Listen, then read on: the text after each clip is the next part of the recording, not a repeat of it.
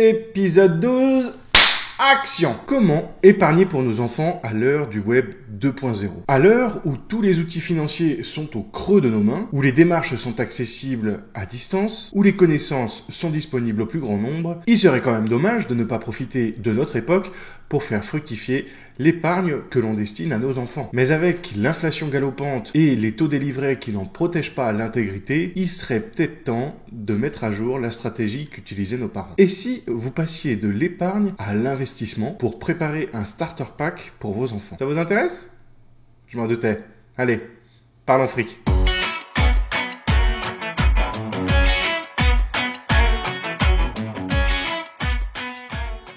Salut, c'est Romain, bienvenue sur la chaîne où l'on parle fric, finance récréative, investissement et crypto. Ici, j'aborde chaque semaine un sujet touchant aux finances personnelles, aux investissements et à l'éducation financière. Pour ne rien manquer, n'oubliez pas de vous abonner et de cocher la petite cloche pour être notifié à chaque nouvelle vidéo. Et si vous voulez de mes nouvelles entre chaque vidéo, sachez que vous pouvez désormais me suivre sur Facebook, Twitter et Instagram sous le pseudo Parlons Fric. Pour me retrouver, il suffit de taper le hashtag Parlons Fric. Sachez avant de commencer que je ne suis pas conseiller financier. Je ne suis qu'un simple particulier qui partage ses expériences et ses connaissances dans un cadre récréatif et éducatif. Si vous êtes de ma génération, c'est-à-dire né dans les années 80, peut-être même les années 90, vous avez certainement eu le fameux livret A. Mais si, vous savez, ce petit livret rouge avec un écureuil ou jaune avec le logo de la Poste. Et oui, c'est comme ça que nos parents mettaient de l'argent de côté pour nous lorsque nous étions petits. Et pour placer les étrennes de papier mamie. Mais à l'heure du web 2.0, voire même 3.0 qui arrive, comment devons-nous gérer l'épargne destinée à nos chères petites têtes blondes? Épargner pendant 18 ans, c'est un horizon qui laisse diverses opportunités pour faire fructifier une épargne. Je pense qu'on rêve tous d'arriver le jour de leurs 18 ans avec une grosse enveloppe et de lui dire voilà, papa et maman ont fait des efforts pour toi durant toutes ces années, maintenant ceci est à toi. Verser une petite larme.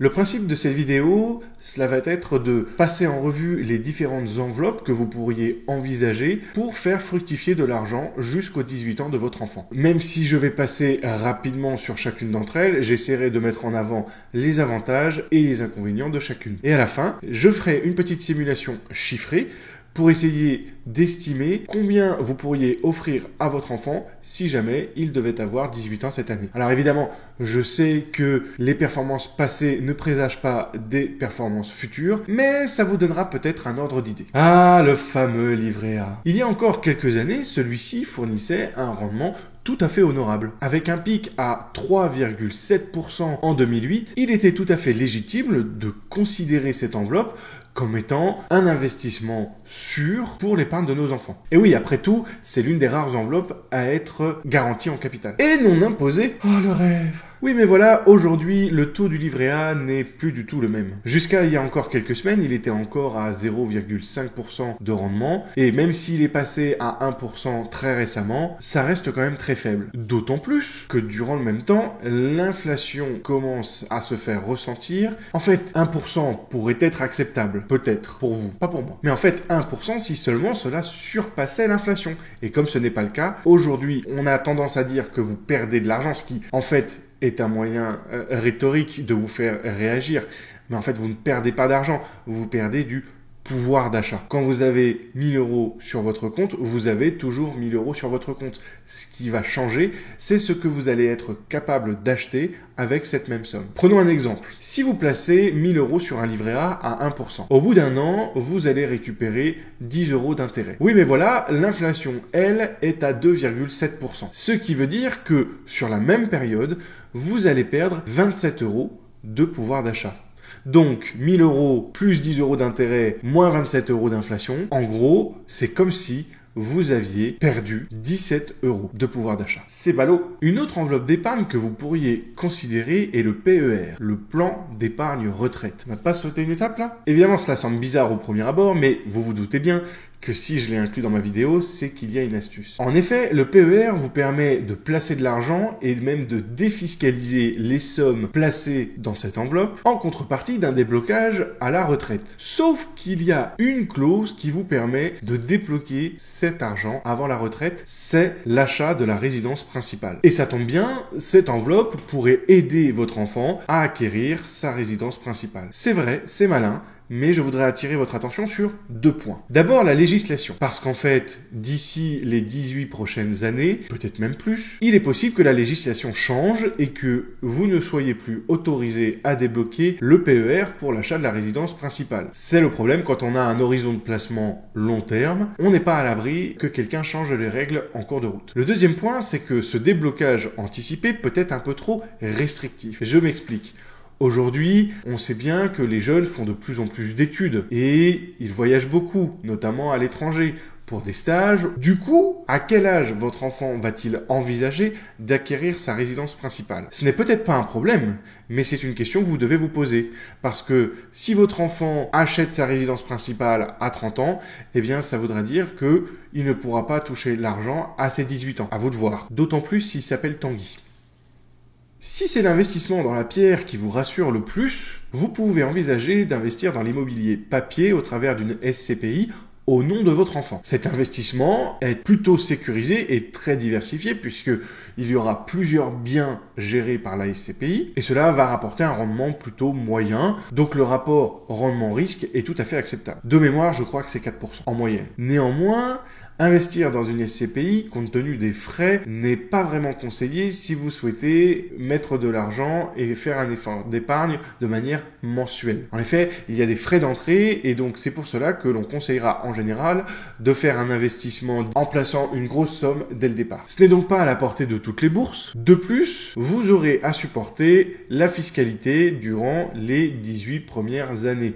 Voire peut-être même plus, parce que si l'argent reste bloqué dans la SCPI et que votre enfant va faire des études, j'imagine peut-être qu'il ne pourra pas supporter la fiscalité dans les premières années. Ou alors il sera non imposable et du coup tout le monde sera content. C'est assez paradoxal, puisqu'une partie de la fiscalité reposera sur la tranche marginale d'imposition. Et du coup cette fiscalité sera moins avantageuse pour les familles aisées. Il faut être aisé pour mettre de l'argent, mais ça vous coûtera plus cher. Autre point intéressant, vous pouvez tout à fait contracter un prêt immobilier pour investir dans la SCPI. Si vous n'avez pas les moyens de faire un investissement one shot, les banques considèrent l'investissement en SCPI comme un investissement immobilier physique, que vous pourrez faire un investissement one shot et rembourser petit à petit le prêt. Si vous envisagez l'enveloppe de l'assurance vie, là encore, c'est tout à fait possible de le faire au nom de votre enfant. Ce qui impliquera que votre enfant sera libre d'utiliser cet argent à ses 18 ans. Si c'est un problème à vos yeux, vous pouvez tout à fait définir lors de la création du contrat ce que l'on appelle un pacte adjoint. Grâce à cela, l'enfant aura besoin de votre signature jusqu'à un âge défini dans la clause pour débloquer l'argent. Le pacte adjoint peut être défini jusqu'à l'âge de 25 ans. Le gros avantage de l'assurance vie, c'est bien entendu sa fiscalité. En effet, à partir de la 8e année, l'assurance vie a une fiscalité vraiment avantageuse. Et comme nous allons investir pendant 18 ans, nous passerons ce délai. En effet, après la 8e année, votre enfant sera capable de débloquer jusqu'à un abattement annuel de 4 600 € sans taxe. Une fois ce montant dépassé, un montant de 24,7% de taxes sera appliqué sur les plus-values générées. Aujourd'hui, grâce au système des unités de compte, vous pouvez tout à fait investir au travers de l'assurance vie dans des SCPI ou des produits boursiers, ce qui représente des rendements beaucoup plus intéressants évidemment que le fonds euro. Néanmoins, vous devrez être très minutieux lors du choix de votre contrat d'assurance vie compte tenu des frais. Soyez très vigilant sur ce point. En effet, les frais ne représentent peut-être pas grand-chose à vos yeux, mais je vous assure qu'au bout de 18 ans, cela représente une très grosse somme. J'espère qu'au travers de mes vidéos, vous avez enfin changé d'avis sur la bourse. Avec un horizon de placement de 18 ans, il serait vraiment extrêmement dommage de ne pas profiter des rendements des produits boursiers. Comme toujours, 2 enveloppes sont à votre disposition. Néanmoins, si vous souhaitez absolument que l'enveloppe que vous utiliserez soit au nom de votre enfant, il faudra vous tourner vers le CTO. En effet, il existe un PEA jeune, mais vous ne pouvez l'ouvrir au nom de votre enfant qu'à partir de ses 18 ans. Donc si vous souhaitez utiliser l'enveloppe du PEA, il faudra que ce soit à votre nom. Ce qui implique de faire attention au montant, puisque à ses 18 ans, vous souhaiterez certainement lui redonner cet argent. Et suivant le montant que vous donnerez à votre enfant, il se peut que l'État pioche au passage. Plus t'es riche, plus tu payes. Donc, pour rappel, vous pouvez donc utiliser le CTO au nom de votre enfant, ce qui vous évitera de devoir faire une donation lorsqu'il sera majeur, et la fiscalité applicable à cette enveloppe, c'est la flat tax à 30%. À côté de ça, vous pouvez envisager un PEA, mais cette fois à votre nom, ce qui implique que vous devrez faire attention à la fiscalité des donations. Après la 5e année, la fiscalité passe à 17,2% pour l'enveloppe du PEA, ce qui est donc extrêmement intéressant. Comme l'on vient de le voir, si le placement n'est pas à votre nom, pour X ou Y raison, vous devez définir comment vous souhaitez faire bénéficier votre enfant de cet argent. Dans ce cas, il existe bien entendu plusieurs façons de voir les choses, suivant les familles. En effet, certains souhaiteront subvenir aux besoins de leur enfant en payant par exemple ses études ou son logement, ou en l'aidant dans ses dépenses dans ses premières années de vie active. D'autres, tout simplement, voudront donner cet argent et laisser l'enfant gérer. Il devra gérer cet argent tout seul. Suivant l'éducation financière que vous donnerez à votre enfant, il sera capable de gérer cet argent ou pas. C'est aussi une éventualité. Se retrouver à 18 ans avec une grosse enveloppe pleine de billets, ça peut être un peu déroutant au départ. Et donc pour cela, vous lui ferez visionner tous les épisodes de Parlons Fric. Dans le cas où vous souhaitez donc donner cet argent à votre enfant, il existe d'un point de vue juridique 3 sortes de donations. Le premier type de donation, c'est le présent d'usage. C'est ce que vous faites à Noël, aux anniversaires ou durant les grandes occasions comme la remise de diplôme par exemple. C'est totalement transparent d'un point de vue fiscal dans la mesure où l'argent que vous allez donner à l'enfant ne dépasse pas 2% de votre patrimoine ou 2,5% de votre revenu annuel. Ensuite, il existe le don manuel. Le don manuel, c'est un peu comme le don d'usage, mais avec des montants un peu plus élevés. En effet, d'un point de vue fiscal, vous devez vous engager à ne pas donner plus de 100 000 € durant 15 ans lycée à votre enfant. Et enfin, le don familial. Si l'enfant a plus de 18 ans et le donateur moins de 80 ans. Dans ce cas-là, chaque donateur peut donner jusqu'à 31 685 € sur une période de 15 ans. Je sais pas vous, mais moi je suis large. Voilà, ma shortlist des enveloppes pour l'épargne des enfants est désormais terminée. Nous allons donc passer à la simulation pour voir au travers des chiffres ce que cela donne. Mais juste avant de passer à la simulation, je voudrais vous demander de participer et de me mettre dans les commentaires quelle enveloppe vous avez utilisée ou comptez utiliser pour vos enfants. Et dites-moi aussi pour quelles raisons vous avez choisi cette enveloppe, parce que peut-être qu'un critère m'a échappé et que vous pourriez en faire profiter les personnes qui regardent la vidéo. Merci beaucoup. Alors, maintenant que nous avons passé en revue les différentes enveloppes pour mettre de l'argent de côté pour nos chères petites têtes blondes, dans les faits, qu'est-ce que ça donne? Voilà, j'ai donc fait un petit tableau en essayant de mettre donc l'âge de 0 à 18 ans de l'enfant, en partant évidemment de 2004 pour arriver à 2022. Je n'ai pas pris tous les taux du livret A, je pars du principe que le livret A est à 1% comme il l'est cette année. J'ai ensuite regardé aussi le PER qui est placé à 1,5%. Je suis donc parti de l'hypothèse que vous partiez sans capital de départ, mais que vous réalisiez un effort mensuel de 50 €. C'est totalement arbitraire, mais c'est ce que j'ai constaté autour de moi, que usuellement les gens font, ils mettent à peu près 50 € tous les mois sur une enveloppe. Disons que évidemment, ce scénario est plutôt pessimiste, donc je vais essayer de minimiser ce que vous pourriez avoir, puisque il y a fort à parier que tonton, tata, papy, mamie viendront compléter cette épargne au fil du temps. Enfin, j'espère pour vos enfants. J'ai écarté volontairement la SCPI, puisque comme je le disais durant la vidéo, on va partir du principe qu'il faudrait plutôt faire un achat avec un gros capital de départ. Et ici, je voudrais plutôt comparer les enveloppes qui nécessitent un effort d'épargne, ce qui représente la majorité de ce que font les gens dans les faits. Et enfin, j'ai essayé de comparer également l'assurance vie et la bourse. Vu le rendement du fonds euro, je suis parti du principe que vous utilisiez l'enveloppe de l'assurance vie avec des unités de compte sur un ETF MSCI World. Comme ça, le même MSCI World avec un rendement de 10% annuel, j'arrive à comparer des carottes avec des carottes. Ce que l'on peut voir dans les faits, c'est que, donc, au bout de 18 ans, en mettant 50 € de manière mensuelle, c'est-à-dire 600 € par an, vous allez obtenir 10 800 € d'épargne. À cette épargne va bien sûr s'ajouter le montant du rendement. Et comme ce rendement ne sera pas utilisé mais sera réinvesti, nous allons donc faire jouer les intérêts composés sur 18 ans. Ce que l'on remarque, c'est donc que le livret A à 1% et le PER à 1,5% ont quasiment le même rendement. Si l'on part du principe que le PER débloquera les fonds avec une fiscalité en sortie et donc la fiscalité de 30%, va s'appliquer à la fin. Au total, après impôt, on aurait 11 886 € pour le livret A et 11 974 pour le PER, quasiment le même rendement, c'est-à-dire pas grand-chose. Donc, je pense que l'on peut tout de suite écarter ces deux enveloppes. Il nous reste alors l'assurance vie, le compte titre ordinaire et le PEA, qui sont placés sur le même instrument, c'est-à-dire le MSCI World à 10% de rendement annuel. En moyenne, évidemment, sur 18 ans, il y aura des années où ça fera un peu plus, un peu moins, mais je prends un taux annualisé lissé sur 18 ans. La grande différence entre l'assurance vie et les deux comptes en bourse, même s'ils utilisent le même instrument, c'est que j'ai retiré 2% sur l'assurance vie en considérant les frais de gestion de l'assurance vie. Ce qui explique que même si on a le même total investi, à la fin, on a des gains qui sont assez différents et donc on aurait 24 267 € pour l'assurance vie, 30 000 € pour le CTO et 30 000 € pour le PEA, puisque eux, bien évidemment, n'ont pas ces 2% de frais de gestion. Rien qu'à ce stade, on voit tout de suite que les frais de gestion vont avoir un impact. Rappelez-vous ce que je vous disais, choisir une assurance vie, vous devez absolument